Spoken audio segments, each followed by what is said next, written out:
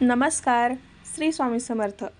ब्रह्ममुहूर्तावर जाग येत असेल तर फक्त हे एक काम करा, सर्व इच्छा पूर्ण होतील. सकाळी तुम्हाला जर 3 ते 5 या वेळेत तुम्ही उठत असाल तर फक्त हे एक काम करा. कितीही कठीण इच्छा असेल तर ती पूर्ण होईल. मनातील इच्छा पूर्ण होतील. तसेच तुमच्या घराची आणि स्वतःची प्रगती होईल. तर सकाळी जेव्हा तुम्ही उठता तेव्हा तुम्ही बेडवर, सोफ्यावर किंवा जमिनीवर शांतपणे उठून बसा आणि तुम्ही तुमची इच्छा अशा प्रकारे 3 वेळा बोलून दाखवा आणि असं तुम्ही केलं तर त्यावेळी ती इच्छा पूर्ण होते. तुमची जी काही इच्छा असेल, मग ती अनेक गोष्टींची इच्छा असू शकते. नात्यांसाठी असो, नोकरीसाठी असो, आर्थिक प्राप्तीसाठी असो किंवा मग ती तुमची आध्यात्मिक इच्छा असून नक्कीच पूर्ण होते.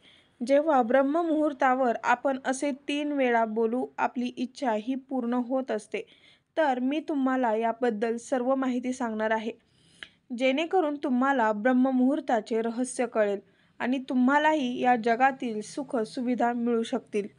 आपल्याला ब्रह्ममुहूर्ताची वेळ माहीत असणे महत्त्वाचं आहे. उदाहरणार्थ, ब्रह्ममुहूर्ताची वेळ सकाळी 3 ते 5 वेळात अशी सांगितली जाते.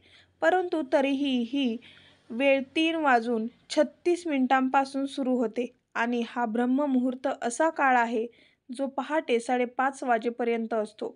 जर तुम्ही इतर कोणत्याही देशात राहत असाल, त्यातून तुम्हाला या काळाची माहीत नसेल, तर तुम्ही तुमचा सूर्य किती वाजता इथे उगवतो ते पहा आणि त्याच्या 1.5 ते 2 तास आधी ब्रह्ममुहूर्त असतो, तो तुम्ही धरून चाला. आता मी तुम्हाला जे काही सांगणार आहे ते स्वतः ब्रह्ममुहूर्तावर उठल्यावर केलं तर तुम्हाला सर्व प्रकारचे सुख आणि सुविधा आणि त्या सर्व आध्यात्मिक गोष्टी मिळू शकतात. प्रत्येक व्यक्तीच्या जीवनात काहीतरी कमतरता नक्कीच असते. कोणाला शिक्षण घेऊन पुढे जायचं असतं, तर कोणाला सरकारी नोकरी मिळवायची असते. कोणाला स्वतःचा व्यवसाय सुरू करायचा असतो, तर कोणाचे लग्न जमत नाही. काहीवर खूप कर्ज असतं, ते फिटत नाही.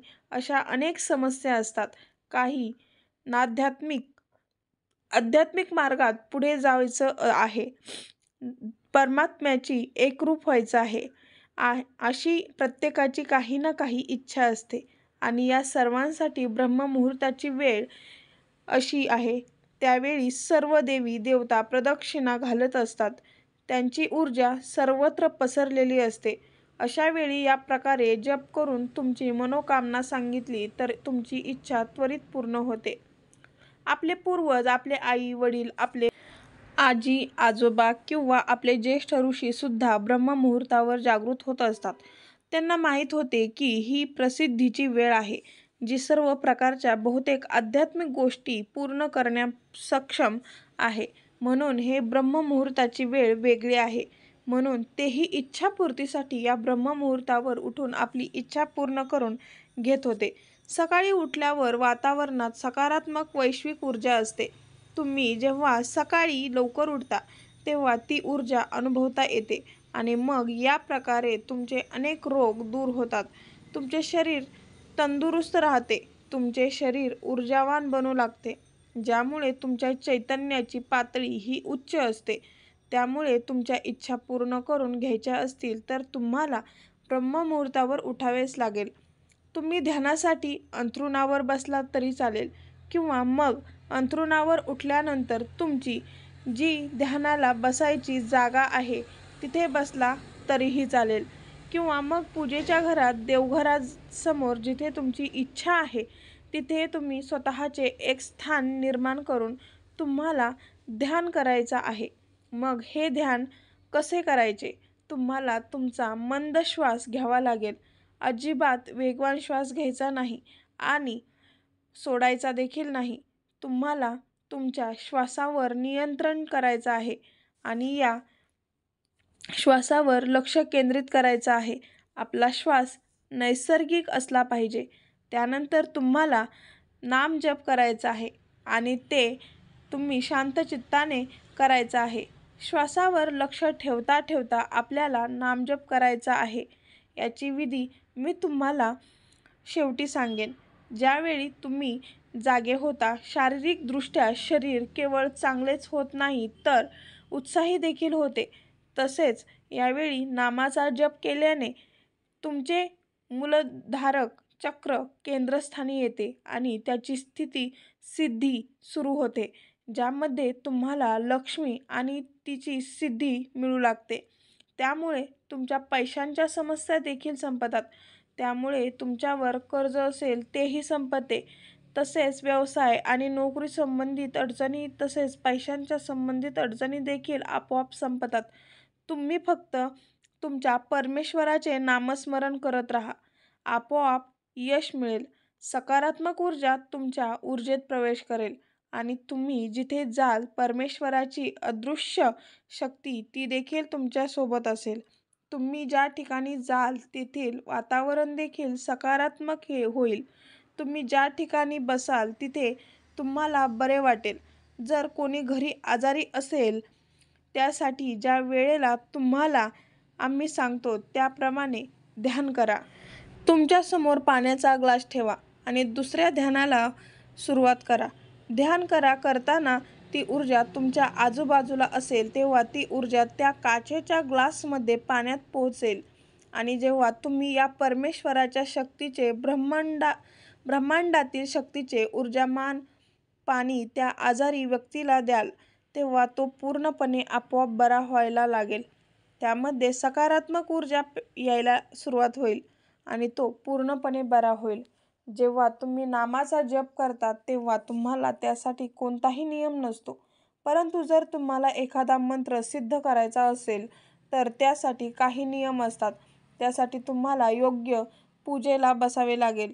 जागा शुद्ध असावी, उदबत्ती असावी, मग तो मंत्र तुम्ही सिद्ध करू शकता. पण नामजप करताना तुम्हाला असे काही करण्याची गरज नाही. नामजप तुम्ही कोणत्याही ठिकाणी शांतपणे बसून करू शकता. तुम्ही कुठेही बसू शकता. तुम्ही पलंगावर बसू शकता किंवा कुठेही खाली बसू शकता. जिथे तुम्हाला आराम वाटत असेल, जिथे तुम्हाला आनंद वाटत असेल त्या ठिकाणी तुम्ही बसलात तरी चालेल. यामध्ये तुम्हाला आंघोळ करण्याची, चेहरा धुण्याची किंवा दात घासण्याची गरज नाही. तुमची इच्छा असेल तर तुम्ही ते करू शकता, नाहीतर तुम्ही असेच बसू शकता. मग आपल्या सर्वांना प्रश्न पडतो की उठल्यावर सर्वात आधी काय करावे? जेव्हा तुम्ही कोणत्याही देवाचे एखादे नाव निवडता, तो भगवंत कोणीही असो, ज्या परमेश्वरावर तुमची श्रद्धा आहे त्याचा जप तुम्हाला करायचा आहे. ते श्रीराम असू शकतात, श्री स्वामी समर्थ असू शकतात, दत्तगुरू असू शकतात. तुमच्या मनात परमेश्वरांबद्दल श्रद्धा आहे त्या परमेश्वराचे नाव घेऊन तुम्ही आता सर्वप्रथम काय करायचं आहे ते लक्षात घ्या. सर्वप्रथम तुम्ही कुठेही बसाल तिथे 15 मिनिटे तुमचे जे कोणी परमेश्वर आहेत त्यांचे नाव घेत राहायचं आहे. तुम्हाला ती ऊर्जा तुमच्याजवळ आणायची आहे. ती ऊर्जा तुमच्यात आणायची आहे. ती अनुभवायची आहे. तिच्याशी एकरूप व्हायचं आहे. जेव्हा आपण एक होऊ तेव्हा आपण आपल्या आयुष्यात 3दा त्याच वेळी बोलायचं आहे आणि मग त्या इच्छा लवकरात लवकर पूर्ण होतील. आता याचा परिणाम लवकरात लवकर होण्यासाठी काय करावे हा प्रश्न तुम्हाला पडला असेल तर त्यासाठी तुम्हाला हे संकेत ओळखावे लागतील. तुम्ही तुमची ध्यान करण्याची वेळ 15 मिनिटांपेक्षा जास्त देखील वाढवू शकता. तुम्ही ती वेळ 30 मिनिटे देखील करू शकता. मग असे ध्यान केल्यानंतर जेव्हा तुम्ही त्या ऊर्जेने त्या एकरूप व्हाल तेव्हा तुम्हाला तुमची इच्छा व्यक्त करावी लागेल. तुम्हाला तुमची इच्छा पूर्ण व्हायला हवी आहे ती तुम्ही 3 वेळा पहिल्यांदा बोलायला हवी. मी पहिल्यांदा तुम्हाला शांतपणे श्वास आतमध्ये घ्यायचा आहे आणि ती इच्छा व्यक्त करायची आहे आणि मग हळुवारपणे श्वास सोडायचा आहे. मग दुसऱ्यांदा पुन्हा श्वास घ्यायचा आहे. पुन्हा आपल्याला तेच बोलायचं आहे आणि परमेश्वराला सांगायचं आहे आणि पुन्हा शांतपणे श्वास सोडायचा आहे. मग पुन्हा तिसऱ्यांदा श्वास आतमध्ये घ्यायचा आहे. पुन्हा ती इच्छा आपल्याला परमेश्वराला सांगायची आहे आणि शांतपणे आपल्याला श्वास बाहेर सोडायचा आहे. तुमची इच्छा ब्रह्मांडाची शक्ती पूर्ण करेल. पण तुम्हाला 15 मिनिटे नाम जप करून झाल्यानंतरच हे काम करायचं आहे. हे विसरू नका. तुम्ही 15 ते 30 मिनिटे नाम जप करू शकता. लगेचच तुमची इच्छा आता परमेश्वरांपर्यंत, त्या परमात्म्यांपर्यंत पोहोचवली जाते. हे संपूर्ण विश्व त्याच्या मालकीचं आहे. हे सर्व त्या परमेश्वराने बनवलेलं आहे आणि तुम्ही त्याच्याकडे तुमची इच्छा मागितली आहे, म्हणून तो तुम्हाला सर्व काही देण्यास समर्थ आहे. संपूर्ण सृष्टी त्याचे आहे. त्यातून तुम्हाला जो काही छोटासा अंश हवा असेल तो नक्कीच तुम्हाला देईल. फक्त तुम्हाला त्याच्याशी कनेक्ट व्हायचं आहे, कनेक्ट राहायचं आहे. सर्वात पहिले तुम्हाला 15 मिनिटे नामजप करायचा आहे. असे समजा की तुम्ही कोणाशी तरी कॉल कनेक्ट करण्याचा प्रयत्न करत आहात आणि 15 मिनिटे कॉल कनेक्ट झाला आहे. त्यानंतर तुम्हाला तुमची इच्छा बोलायची आहे. तुमची जी काही प्रार्थना आहे ती हळवारपणे श्वास आत घेत तुम्हाला बोलायची आहे आणि तुम्ही बघत राहा, तुमची इच्छा नक्कीच पूर्ण होईल. त्यामुळे अनेक जणांच्या इच्छा पूर्ण झाल्या आहेत.